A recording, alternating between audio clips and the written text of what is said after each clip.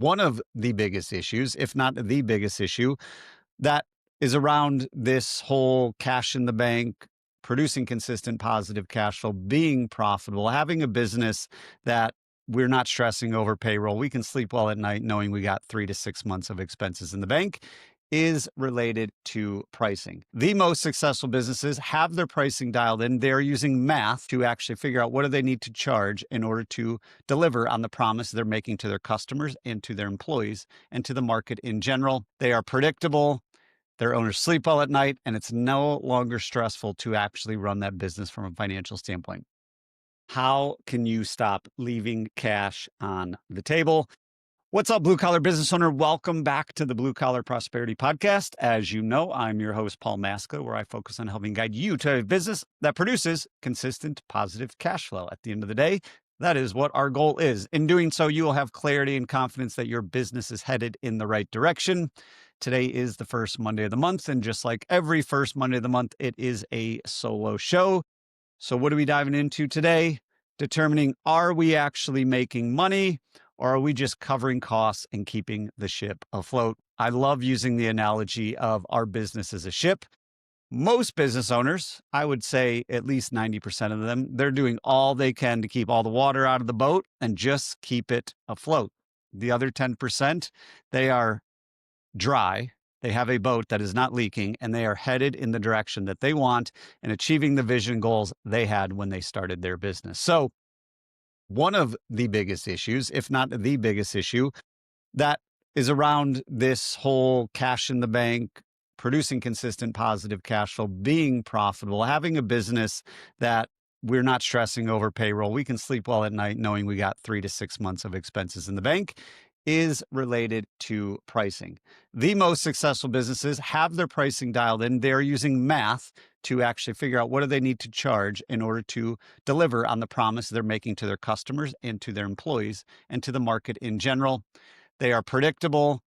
Their owners sleep well at night, and it's no longer stressful to actually run that business from a financial standpoint. If we look at most problems in a business, almost all of them stem to being stressed about money. Yes, now fires come up every day. Somebody might quit, customers unhappy.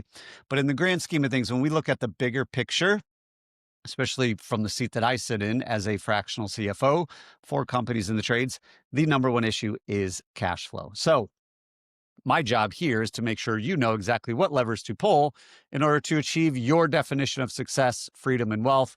Like I said at the beginning, why did you start your business? What were the goals? What was the dream? What was the vision? And if we're not achieving that, let's figure out why, and then let's put the processes in place in order to make that happen with a business that is financially healthy.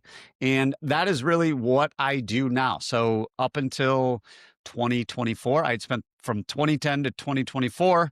Over those 14 years, I was scaling and selling 4 different companies here in the local Raleigh area. Most recently, one in the electrical field. We ran an electrical service company.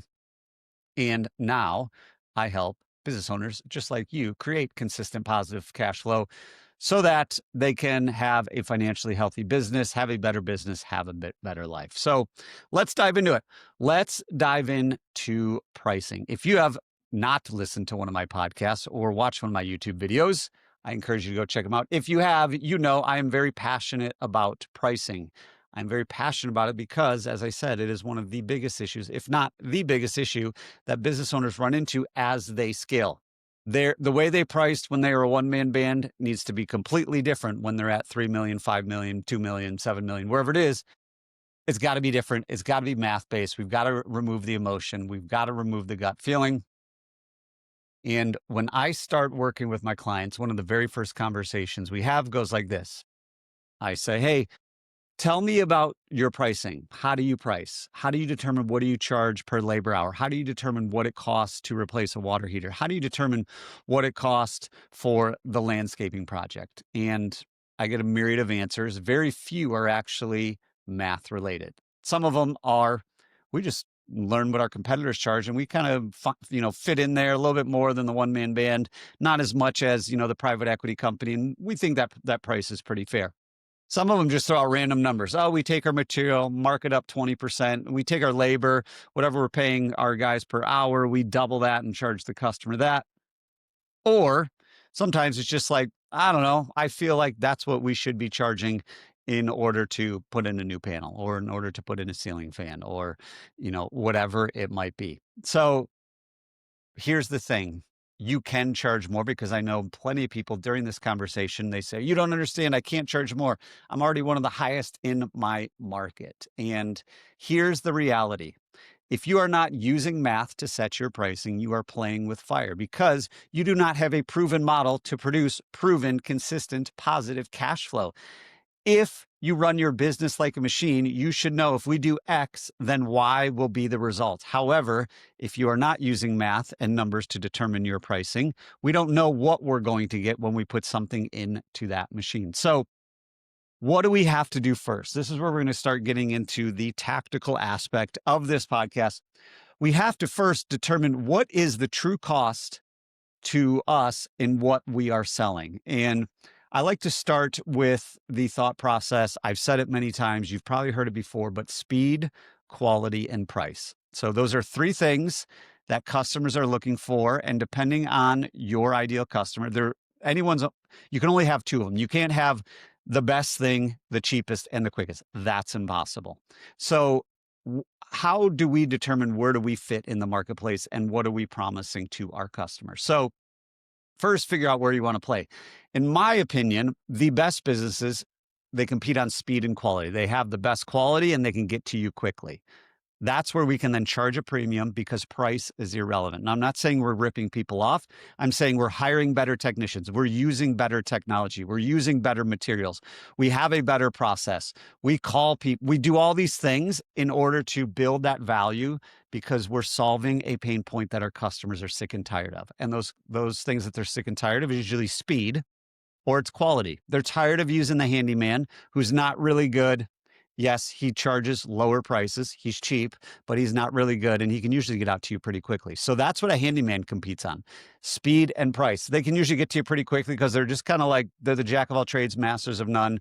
When you aren't a master of anything, you're usually not booked up too far unless you're really, really low in pricing, which means you'll probably be out of business really quickly.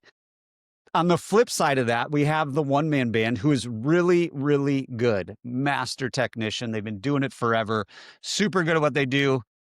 And they're booked out a really long time. They're booked out a month, 2 months, 3 months, whatever it might be. If you're really good and you're booked out a long time, that usually tells me you're undercharging. So your price isn't where it really needs to be because you're really good and you're really far booked out. So you're competing on price and you're competing on quality because your speed is not there.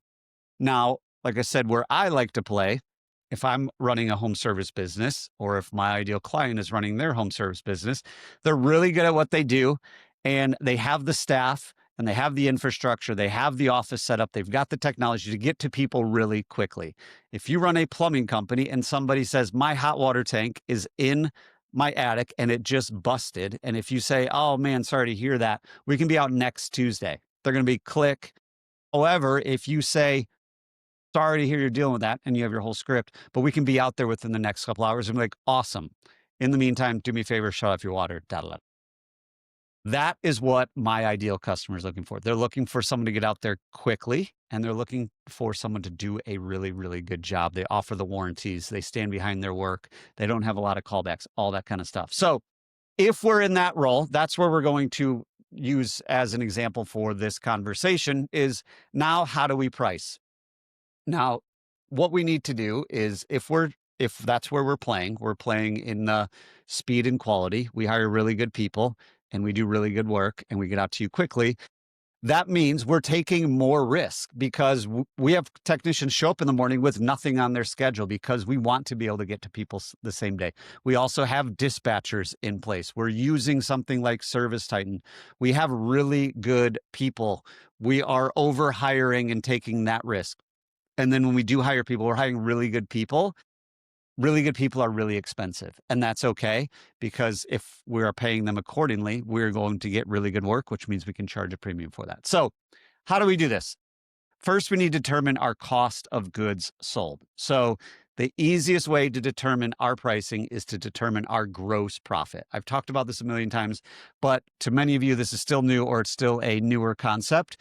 The reason I know that is because almost all of the books I look at new companies' books every single week, and very few are set up properly. So to determine if we are priced properly, we need to determine what is our gross profit. So your gross profit is not the bottom line. Your gross profit is how much money came in minus your cost of goods sold. In the trades, our cost of goods sold is going to be our labor, all the costs associated with labor, not just what we're paying somebody hourly. It's the payroll tax, it's the workers' comp, it's the health insurance, it's the 401k, it's the paid holidays, it's the PTO, all the things that go into compensating them. That is the cost of labor for the people in the field, not for your dispatchers and CSRs and office managers and that kind of stuff.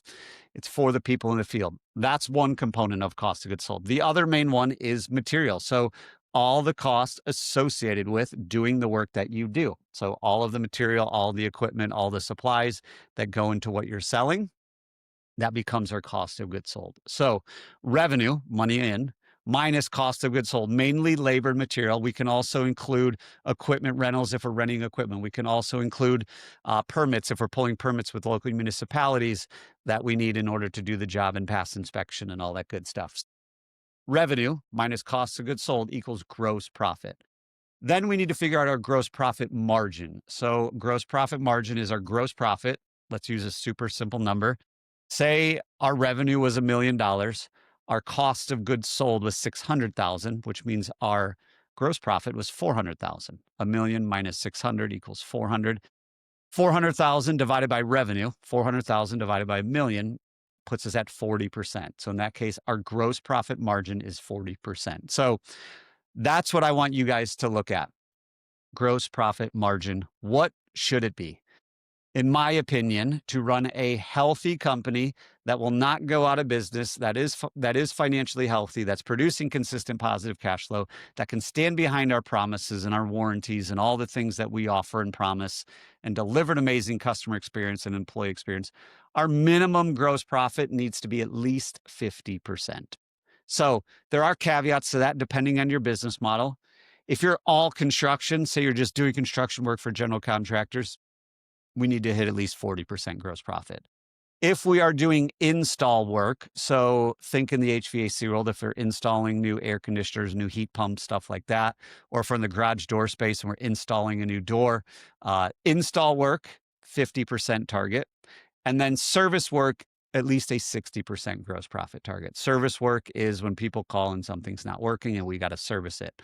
So gross profit margin target of at least 50%, depending on the makeup of your business. Most of the people I work with, they're doing install and service work with a little bit of construction or no construction at all. Now, to keep it even simpler, if you're going to target 50%, then all you need to do is double all of your costs and set your pricing. So if your all-in cost is $1,000 for something, then we need to charge at least $2,000 for that. Now, that can still get you going sideways. And the two common mistakes that I see as we start to wrap this up is, one, not actually factoring in your entire labor cost. So if you say, well, I pay our guys $30 an hour and it's a 2-hour job and it's a one-man job, then my labor cost is $60. Not even close. One of the things you're missing is non-billable time. Non-billable time is all the time that your technician is not actually working. They're not turning the wrench. They're not digging the hole. They're driving, they're picking up supplies, they're hanging out in the office in the morning, they're cleaning out their van in the afternoon, they're talking to customers, they're doing all these other things. Most service companies, at best, their service technicians have about a 50% billable rate, billable time. So that means half of the time every day, 4 out of every 8 hours, they're working. The other 4, they're not working. So we've got to factor that in. We also got to factor in vacation. We've got to factor in PTO. We've got to factor in health insurance. If we offer a 401k, we got to factor that in. Workers' comp. If you have paid holidays, all of those things go into what does it actually cost to send one of our guys to someone's house for an hour. And that cost is usually a lot more than what you're paying them hourly. So we got to factor that in order to know what our true labor cost is. The second biggest mistake I see, and I've talked about this recently quite a bit, is just estimating how much material cost. When we're going through pricing exercises with clients, Say, all right, how much is the material for a job like this? It's about $100. Well, we don't like to operate with the about mindset, because if we're off $20 on 100, that's 20%. We do that all day long. We are out of business. So we need to get these costs dialed into, at best $1. So it's not about 100, it might be 107, because we're going to have to charge differently.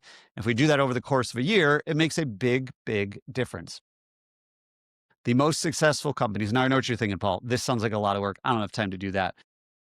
Where do we start? Here's the thing. The most successful companies that are running based on numbers and experience meaning customer experience and employee experience, that's the reason they're most successful. They know their numbers. They know exactly what they need to charge in order to fulfill the promises they make to their customers. Show up same day. When they say we'll be there between 8:30 and 9:30, they actually show up between 8:30 and 9:30. They call the next day to follow. All the things to build value, we need to be able to deliver on that consistently, and that all costs money. So what do we do from here? Don't just raise your prices randomly. This kind of drives me nuts. Yes, it's great to raise your prices if you're not making enough, but if you're raising it randomly, it means you're running your business randomly. If you run your business randomly, you will be randomly out of business one day. So raise them to what they actually need to be based on the cost to deliver on exactly what you're selling your customers. Lastly, if you continue to compete on price and you worry about what everyone else is doing, you're going to be the first one out of business. There is a reason half of businesses never make it to their 5th birthday, because they don't know their numbers, they're not charging accordingly, and they're running financially blind. So please do not compete on price. Everyone's running a different business. They're running a different race, and they're charging differently, just like anything else in the world. An analogy I like to use is if I said, hey, I've got a used car sitting outside right now. It's $40,000. Do you want to buy it? You're going to say it depends, or no. Well, that's the same thing with us running a home service business. What we charge is going to be different than what someone else charged. Now, if that $40,000 car was a Dodge Neon, I wouldn't buy it at all. But if it is a Bentley, I would buy 100 of them. So it all depends on, are we actually delivering on what we're telling our customers delivering on? And is that the same as our competition? The answer is no, because every business is run differently. So your homework for this, I would encourage you, just look at your last 5 jobs, or your 5 most recent jobs, or the 5 most popular things you sell in your price book, and run a quick margin check on those. Figure out what your labor was, including all the things we mentioned: workers' comp, non-billable time, 401k, PTO, health insurance, all that, all the material it cost down to the dollar, and figure out, did you charge accordingly? So the key to all this, like I say all the time, is just get started. If you get 1% better every single day, you'll be 37 times better at the end of a year. The key is you got to get started. If you need help with any of this, please feel free to reach out. Go to the bluecollaradvisors.com. If you go there, you can book a free call with me, or you can tackle this problem we just talked about. There is a pricing calculator there. You can download it. It's an Excel workbook. It comes with a video. It comes with a PDF walkthrough, and then you'll be able to use that. And it takes all the thinking out. You just put in all the costs, and it'll tell you exactly what you need to charge. If you have any questions, let me know, but make it a great rest of your day.